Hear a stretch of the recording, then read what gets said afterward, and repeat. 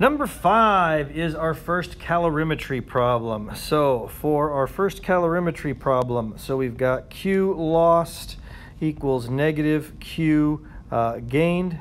That is there. And since Q is MC delta T, we're going to do MC delta T of the lost is equal to negative MC delta T of the gained. You could use ML if the problem dictates it, but I know we're going to use MC delta T here because it says that we've got a hot piece of metal that is put in water. It doesn't mention anything about freezing or melting or boiling or condensing or anything along those lines, nor does it imply it with the temperature range that is present.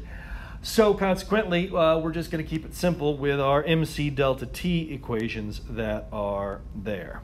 So again, all you're doing here, as we said in the lecture, is you are taking some water and you are taking a piece of metal and you're putting it into the water, and as that occurs, right, the hot piece of metal is going to give off the heat, and whatever heat the hot piece of metal loses, the water gains, assuming that we don't lose any to the surroundings or the container, which is going to happen, which makes all of this technically a lie, but this is an ideal circumstance.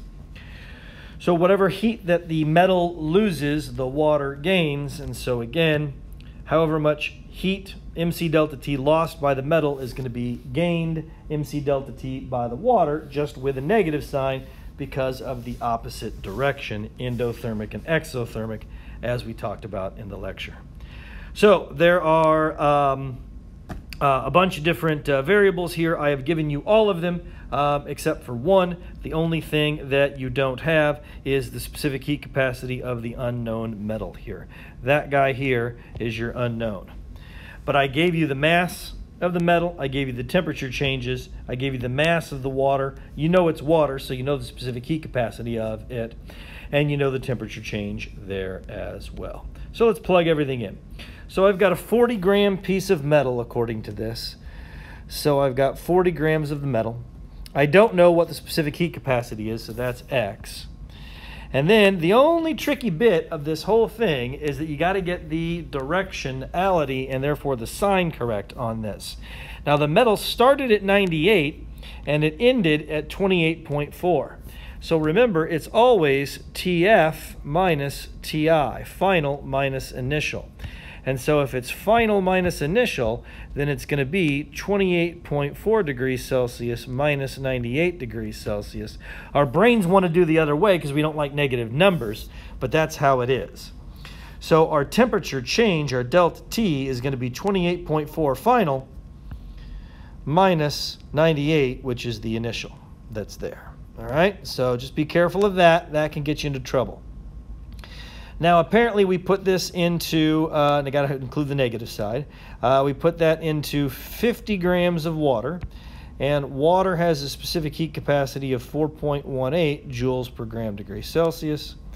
And then for water, the final, again, was 28.4 degrees Celsius, just like it was over here, because, again, the hot metal and the cold water, the hot gets cold, the cold gets hot until they meet somewhere in between. So the 28.4 is the final for both of them, except that the water started at 22 degrees Celsius. So again, that's final minus initial for the water that's there. So when you go to do that, all you have to do at this point is do the algebra. So you are going to end up then with 40 times X times negative 69.6 is equal to negative 1,337.6. You're going to end up with negative 2784X is equal to negative 1337.6.